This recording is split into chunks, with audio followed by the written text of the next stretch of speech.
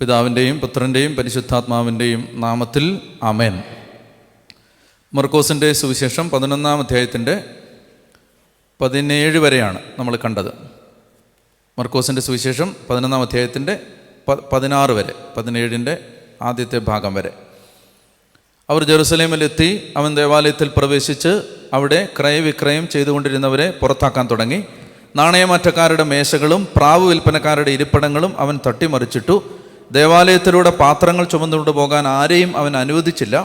അവൻ അവരെ പഠിപ്പിച്ചു, എൻ്റെ ഭവനം എല്ലാ ജനതകൾക്കുമുള്ള പ്രാർത്ഥനാലയം എന്ന് വിളിക്കപ്പെടും എന്ന് എഴുതപ്പെട്ടിട്ടില്ലേ? നിങ്ങളതിനെ കവർച്ചക്കാരുടെ ഗുഹയാക്കി തീർത്തിരിക്കുന്നു. ഇത് യെശയ്യാ പറഞ്ഞ അല്ല. കവർച്ചക്കാരുടെ ഗുഹ എന്ന് പറഞ്ഞത് ജെറമിയായാണ്. എടുക്കാം, ജെറമിയ പ്രവചനം 7-ാം അധ്യായത്തിൻ്റെ 11-ാമത്തെ വാക്യമാണത്. ജെറമിയ പ്രവചനത്തിൻ്റെ 7-ാം അധ്യായം, ജെറമിയ 7:11. അത് ദേവാലയത്തിലെ പ്രസംഗമാണ്. ജെറമിയ 7 നമുക്കത് മുഴുവൻ വായിച്ചാലേ ഇതിൻ്റെ ഒരു പശ്ചാത്തലം മനസ്സിലാവും. നമുക്ക് വായിക്കാം. ജെറമിയ പ്രവചനം 7-ാം അധ്യായം 1 മുതൽ ഉച്ചത്തിൽ വായിക്കാം. കർത്താവ് ജെറമിയായോട് അരുളി ചെയ്തു, നീ കർത്താവിൻ്റെ ആലയത്തിൻ്റെ വാതിക്കൽ നിന്നുകൊണ്ട് ഇങ്ങനെ വിളംബരം ചെയ്യുക, കർത്താവിനെ ആരാധിക്കാൻ ഈ വാതിലുകളിലൂടെ പ്രവേശിക്കുന്ന യൂദാ നിവാസികളെ, കർത്താവിൻ്റെ വാക്ക് കേൾക്കുവിൻ. ഇസ്രായേലിൻ്റെ ദൈവമായ സൈന്യങ്ങളുടെ കർത്താവ് അരുളി ചെയ്യുന്നു, നിങ്ങളുടെ മാർഗങ്ങളും പ്രവൃത്തികളും നേരെയാക്കുവിൻ, എങ്കിൽ ഈ സ്ഥലത്ത് വസിക്കാൻ ഞാൻ നിങ്ങളെ അനുവദിക്കാം. കർത്താവിൻ്റെ ആലയം, കർത്താവിൻ്റെ ആലയം, കർത്താവിൻ്റെ ആലയം എന്ന പൊള്ള വാക്കുകളിൽ ആശ്രയിക്കരുത്.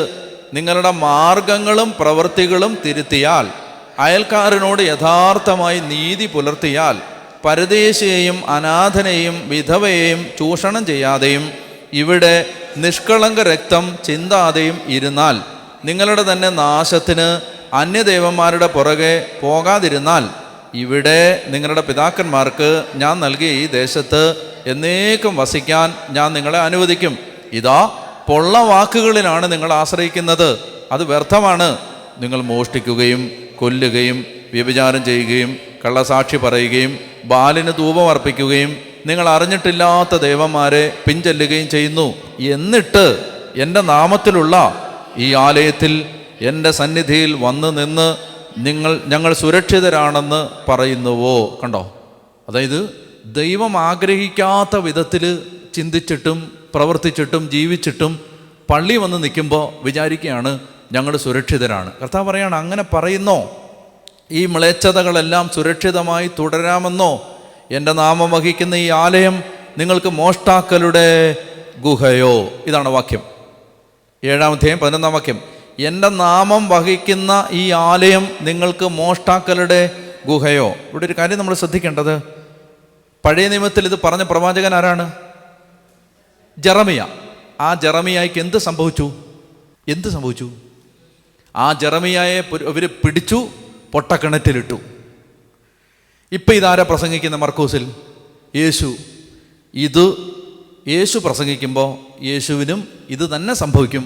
അവർ പിടിച്ചവനെ ഒരു പൊട്ടക്കിണറ്റിൽ, ഒരു കിടങ്ങിൽ ഇടും. ഒരു കിടങ്ങിൽ ഇട്ടിട്ടുണ്ട് യേശുവിനെ. ജെറുസലേമിൽ ചെന്നാൽ ഇത് കാണാതെ യേശുവിനെ ഇങ്ങനെ കപ്പിയിൽ കയറ് കെട്ടി താഴോട്ടിറക്കി ഒരു കിടങ്ങിനകത്ത്, ഒരു കിണർ പോലെ ഒരു താഴ്ന്ന സ്ഥലത്ത് അവിടെ അതിനകത്തിട്ടിരുന്നു രാത്രി മുഴുവൻ.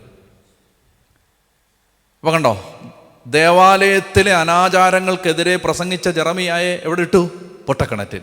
ഇത് തന്നെ, അതായത് കർത്താവ് ഈ സെൻറ്റൻസുകളല്ല, ഈ പ്രവാചകന്മാരെ എല്ലാം എടുക്കുമ്പോൾ കർത്താവ് അവർക്ക് സംഭവിച്ചത് തന്നെ എനിക്കും സംഭവിക്കും എന്ന് പറയാതെ പറയുന്നുണ്ട്. യെശയ്യാ എന്താ ചെയ്തതെന്നറിയോ? യെശയ്യായെ ചെയ്തത്, ഒരു മരത്തിൻ്റെ അകം തുരന്നിട്ട് ആ മരത്തിനകത്തേക്ക് യെശയ്യായെ കയറ്റിയിട്ട് മരം 2ആയിട്ട് മുറിച്ചു. അതാണ് ഹെബ്രായ ലേഖനത്തിൽ പറയുന്നത്, ചിലർ വാളുകൊണ്ട് 2ആയി വെട്ടിമുറിക്കപ്പെട്ടു. അത് യെശയ്യായാണ്. 2ആയിട്ട് വെട്ടിമുറിക്കപ്പെട്ടു. ഈ മരത്തിൻ്റെ പൊള്ളക്കകത്തോട്ട് യെശയ്യായെ കുത്തി കയറ്റിയിട്ട് വെട്ടി ഈ മരം മുറിച്ചു. അപ്പോൾ അതാണ് കവർച്ചക്കാരുടെ ഗുഹ. പക്ഷേ ഈ ജെറമിയായെ പിടിച്ച് പൊട്ടക്കിണറ്റിലിട്ടെങ്കിലും ജെറമിയായ പൊട്ടക്കിണറ്റിൽ നിന്ന് ദൈവം രക്ഷിച്ചു, അല്ലേ? ഇതുപോലെ ഈശോ ആ പൊട്ടക്കിണറ്റിൽ വീണ്, അല്ലെ, അവിടെ ആ കിടങ്ങിലിട്ട് അവനെ കുരിശിൽ തറച്ചാലും അവൻ ഉയർത്തെഴുന്നേൽക്കും എന്ന സൂചനയും അതിനകത്ത് വായിച്ചെടുക്കാൻ പറ്റും. അപ്പോൾ ഇവിടെ നമ്മൾ മനസ്സിലാക്കേണ്ടത് ജെറമിയ പ്രവചിക്കുന്നത് ഏത് പശ്ചാത്തലത്തിൽ, വളരെ ശ്രദ്ധിച്ചത് കേൾക്കണം കേട്ടോ. ജെറമിയ പ്രവചിക്കുന്ന ഏത് പശ്ചാത്തലത്തിനെന്നറിയാമോ?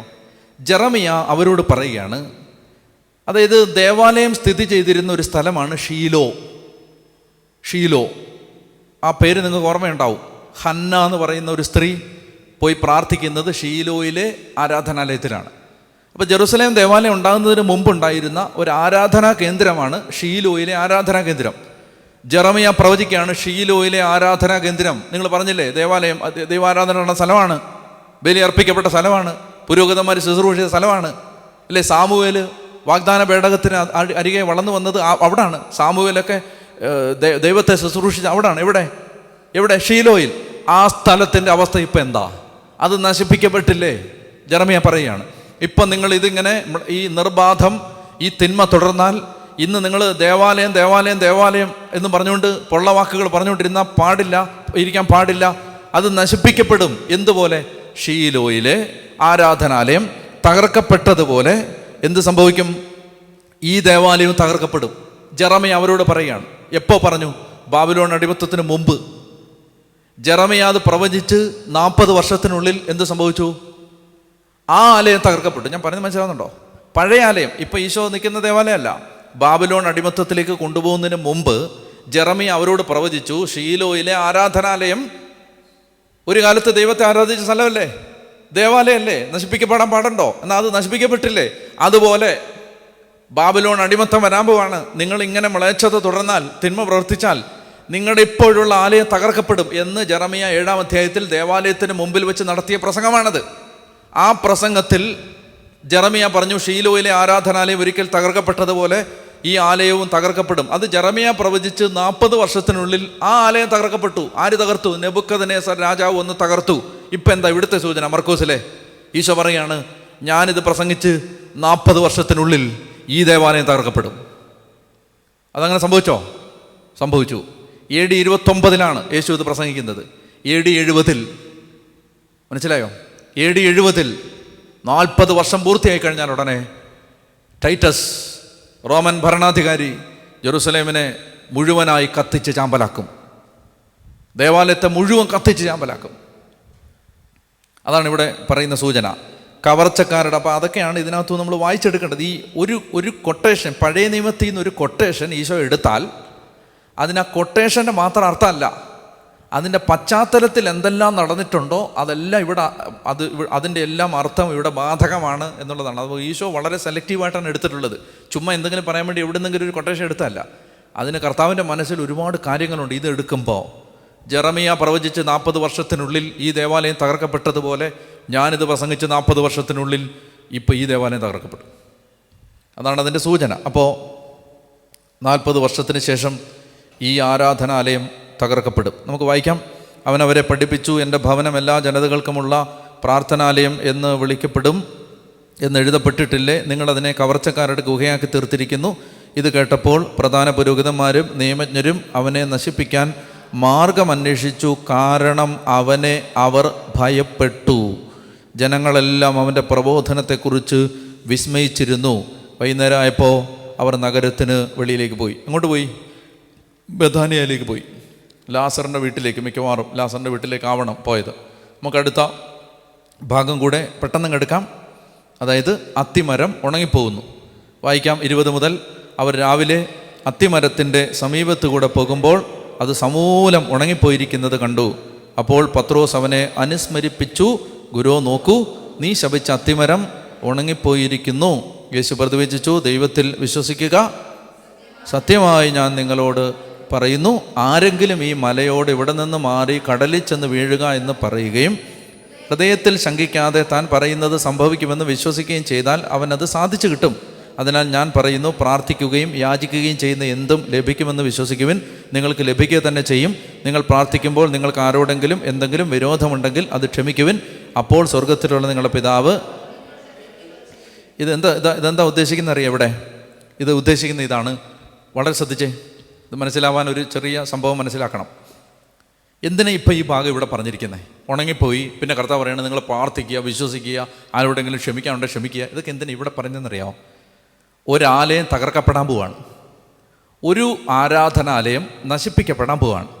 അതിൻ്റെ സ്ഥാനത്ത് പുതിയൊരാലയം ഉണ്ടാവുമ്പോൾ അവിടെ എന്തെല്ലാം ഉണ്ടാവണം, അതാണ് ഈ ഭാഗം. മനസ്സിലായോ? നശിപ്പിക്കപ്പെടാൻ പോകുന്ന ജെറുസലേം ദേവാലയത്തിൻ്റെ സ്ഥാനത്ത് സഭയാകുന്ന പുതിയൊരു ദേവാലയം പണിതുയർത്തപ്പെടുമ്പോൾ അതിനകത്ത് എന്തെല്ലാം ഉണ്ടാവണം, അതാണ് ഈ ഭാഗം. എന്തൊക്കെയാണ്? അതായത് നമ്മൾ ഇവിടെ മനസ്സിലാക്കേണ്ടത് ഇതാണ്. ഇതൊരു സാൻഡ്വിച്ച് പാസേജാണ്. സാൻഡ്വിച്ച് പാസേജ് എന്ന് പറഞ്ഞാൽ എന്താ? സാൻഡ്വിച്ച് കണ്ടിട്ടില്ലേ? സാൻഡ്വിച്ച് കണ്ടിട്ടില്ലേ? കാണാത്തവർക്ക് വേണ്ടി സാൻഡ്വിച്ച് ഞാൻ വിശദീകരിക്കുകയാണ്. സാൻഡ്വിച്ച് എല്ലാവരും കണ്ടിട്ടുണ്ട്. എന്താണ്? അതായത് 2 പീസ് ബ്രെഡ്, അതിലെ മുകളിൽ ഒരു പീസ് വെക്കുന്നു, താഴെ ഒരു പീസ് വെക്കുന്നു. അതിനിടയ്ക്ക് ഒരു ഫില്ലിംഗ് ഉണ്ട്. സാൻഡ്വിച്ചിനിടയ്ക്ക് ഒരു ഫില്ലിംഗ് ഉണ്ട്. എന്തെങ്കിലും പിന്നെ നിങ്ങൾക്ക് ഇഷ്ടപ്പെട്ട എന്താണോ, പച്ചക്കറിയോ വെജിറ്റബിളാണോ ചിക്കനാണോ ക്രീമാണോ അങ്ങനെ എന്തെങ്കിലുമൊക്കെ അതിൻ്റെ ഇടയ്ക്ക്. മനസ്സിലായോ? ബർഗറല്ല, അത് വേറെ. സാൻഡ്വിച്ച് എന്ന് പറഞ്ഞാൽ അതിനിടയ്ക്കുള്ള ഫില്ലിങ്ങിന്. ബർഗർ എന്ന് പറഞ്ഞാൽ അതിനിടയ്ക്ക് ഈ സാധനം, അതായത് ബർഗർ ഭക്ഷണത്തെക്കുറിച്ചുള്ള ക്ലാസ് അല്ലെങ്കിലും ബർഗർ കഴിക്കണമെങ്കിൽ നമുക്ക് രാക്ഷസന്മാരുടെ വാ വേണം, എന്നാലേ ബർഗർ, അല്ലെങ്കിൽ നമ്മൾ അപമാനിക്കപ്പെടും. മനസ്സിലായില്ലേ ഇവിടെ? അപ്പോൾ അതുകൊണ്ട് നമ്മൾ അങ്ങനെയുള്ള പല സമയമില്ലാത്തതുകൊണ്ടാണ്. പിന്നെ പറഞ്ഞുതരാം. അതായത് ഫുഡ് ഐറ്റംസ് നമ്മളെ നാണം കെടുത്തുന്ന പലഹാരങ്ങളുണ്ട്. അതിലൊരു ഇതാണ് ഈ ബർഗർ. പൊതുസ്ഥലത്ത് പോയി ലോക ഇട്ടുകൊണ്ട് തിന്നാൻ പറ്റുന്ന ഒരു ഭക്ഷണ സാധനമല്ലത്. അപ്പോൾ സാൻഡ്വിച്ച് എന്നാൽ അങ്ങനല്ല. സാൻഡ്വിച്ച് മാന്യമായ ഒരു ഭക്ഷണമാണ്. അതെന്താണ്? അത് ഒരു പീസ് ബ്രെഡ്, അതിനിടയ്ക്ക് ചെറിയൊരു ഫില്ലിങ്, അതിനിടയ്ക്ക് വീണ്ടും രണ്ടാമത് അതിൻ്റെ താഴെ വേറൊരു പീസ് ബ്രെഡ്. ഇതാണ് സാൻഡ്വിച്ച്. ഓക്കെ, ഇതൊരു സാൻഡ്വിച്ച് പാസേജാന്ന് പറഞ്ഞാൽ എൻ്റെ അർത്ഥം എന്താ? രണ്ട് ഭാഗം, അതിനിടയ്ക്ക് വേറൊരു ഫില്ലിങ്. അപ്പോൾ എന്താണ് ഈ 2 ഭാഗം? ഇതിൻ്റെ മുകളിലത്തെ പീസ് ബ്രെഡാണ് അത്തിവൃക്ഷത്തെ ശപിക്കുന്നത്. മുകളിലത്തെ പീസ് ബ്രെഡ് അത്തിവൃക്ഷത്തെ ശപിക്കുന്നു. താഴത്തെ പീസ് ബ്രെഡ് ഏതാണ്? അത്തിവൃക്ഷം ഉണങ്ങിപ്പോകുന്നു. അതിനിടയ്ക്കുള്ള ഫില്ലിങ് എന്താണ്? ദേവാലയം ശുദ്ധീകരിക്കുന്നു. അപ്പോൾ ഈ 3 ഭാഗവും കൂടി ഒരുമിച്ചെടുത്താലേ ഇതിൻ്റെ അർത്ഥം മനസ്സിലാവൂ. ഇത് 3 ഒരുമിച്ചെടുക്കണം. ഇത് 3 ഒരു യൂണിറ്റാണ്. ഇതൊരു സാൻഡ്വിച്ചാണ്. മനസ്സിലായോ? അല്ലാതെ ബ്രെഡ് മാത്രം ഇടയ്ക്ക് തിന്നിട്ട് ഒരു ടേസ്റ്റ് ഇല്ല എന്ന് പറയരുത്. കാരണം ഇത് ഒരുമിച്ച് നിങ്ങൾ കടിച്ചാലേ ടേസ്റ്റ് വരൂ. മനസ്സിലാവുന്നുണ്ടോ? അപ്പോൾ അതുകൊണ്ട് ഇത് 3 ഒരുമിച്ചെടുക്കും. ഇതൊരു സാൻഡ്വിച്ച് പാസേജാണ്. അപ്പോൾ അതിൻ്റെ താഴത്തെ പീസ് ബ്രെഡാണ് ഇപ്പം ഞാൻ പറയാൻ പോകുന്നത്, ഇപ്പം നമ്മൾ വിശദീകരിക്കാൻ പോകുന്ന ഭാഗം. അതെന്താണ്? അത് ഈശോ അത്തിവൃക്ഷം ഉണങ്ങിയത് ശിഷ്യന്മാരെ കാണിക്കുകയാണ്. അത് ഉണങ്ങിപ്പോയെന്ന് പറഞ്ഞാൽ ഇപ്പം ദേവാലയം നശിപ്പിക്കപ്പെട്ടിട്ടില്ല. 40 കൊല്ലം എടുക്കും.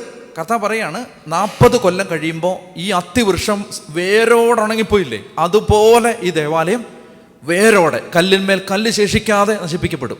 ഇത് കംപ്ലീറ്റ് ആയിട്ട് നശിപ്പിക്കപ്പെടും. അതാണ് അത്തിവൃക്ഷത്തിൻ്റെ തലപ്പ് മാത്രം ഉണങ്ങി, അങ്ങനെയാണോ? അല്ല, അത് വേരോടെ എന്ന് പറഞ്ഞാൽ ഇനി ആ അത്തി ഇല്ല, അത് മുഴുവൻ ഉണങ്ങിപ്പോയി. അതുപോലെ എന്താണ്?